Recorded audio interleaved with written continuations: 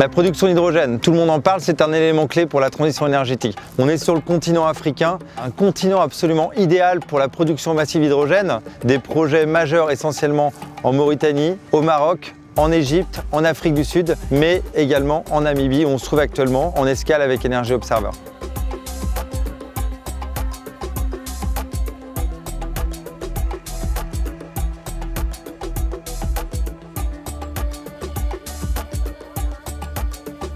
On est dans la région d'Erango, à l'ouest de la Namibie.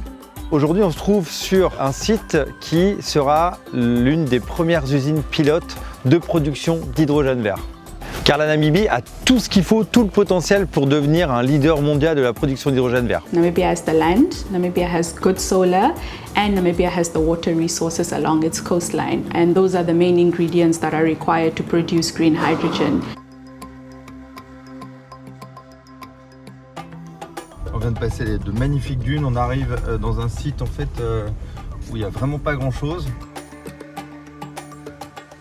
Là on est à 15 km de Walvis Bay, un petit peu au milieu de nulle part, pour assister au démarrage de la construction de la toute nouvelle usine pilote de Cleanergy Solutions Namibia.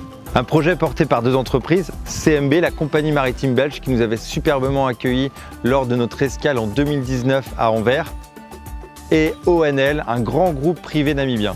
Nous opérons de très gros navires partout dans le monde et dans la décarbonisation, nous avons cherché des alternatives pour le diesel. Pour nous, il n'y a que deux solutions. Pour les petits navires courte distance, c'est l'hydrogène et l'autre solution, c'est l'ammoniac pour les plus gros navires. Et on a décidé d'installer notre unité de production d'hydrogène ici, à Walvis Bay, en Namibie. Voilà, ce qu'il faut voir, c'est qu'on est sur un projet de démonstrateur. Il y a quand même un électrolyseur de 5 MW. L'idée, c'est de lancer la filière.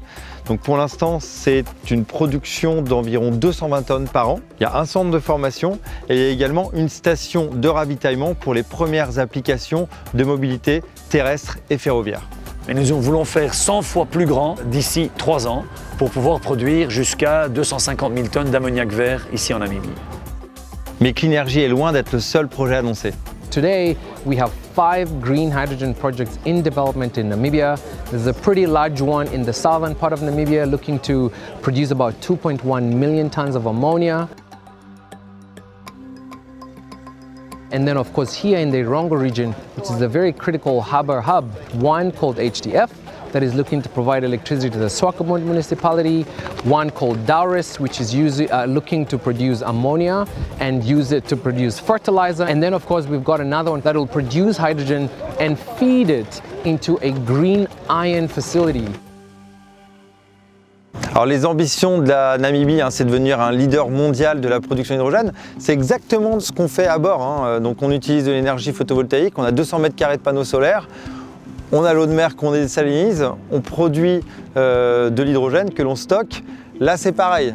Gros problème, par contre, dans ces pays qui sont très arides, très désertiques, c'est l'eau parce que pour fabriquer l'hydrogène, il faut des électrons, il faut des électrolyseurs et il faut de la molécule H2O. Donc là, on est en train d'arriver chez la seule usine de dessalement en Namibie et la plus grande d'Afrique australe.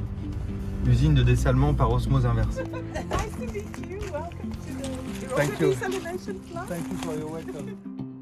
Voilà, on est environ à 1 km de la mer qu'on retrouve là-bas.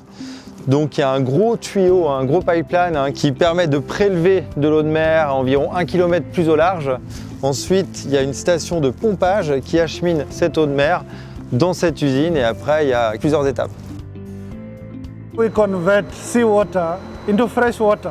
The main concept that the plant is based on is filtration, multi-stage filtration. And so we get the seawater in, we remove all solid impurities out in the beginning, which is the initial filtration steps.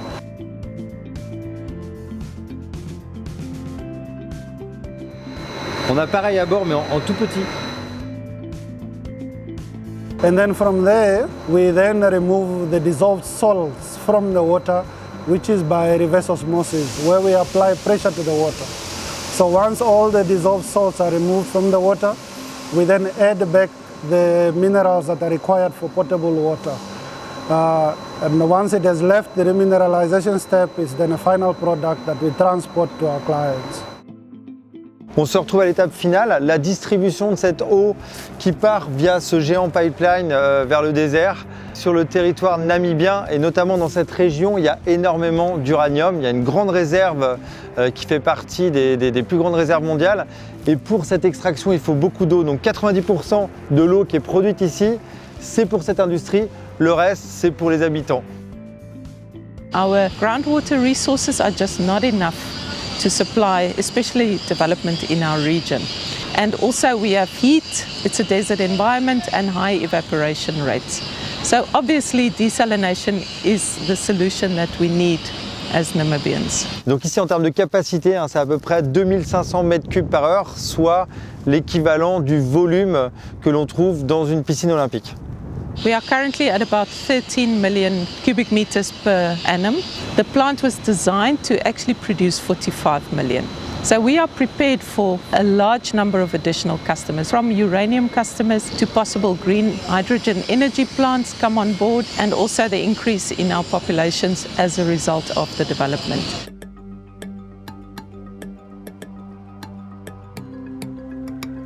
Mais à quoi servira cet hydrogène? All of the hydrogen that will be produced in Namibia will be used for exporting, but also for using not just nationally. Our long-term vision is we can also export this hydrogen regionally. We'd be looking to sell ammonia, liquefy it, and trade it via ships to other ports such as the port of Rotterdam or even the port of Antwerp. So we might be able to export almost 18 million tons of ammonia from Lüderitz. That of course signifies our ambition to build more than one hydrogen project in the Karas region.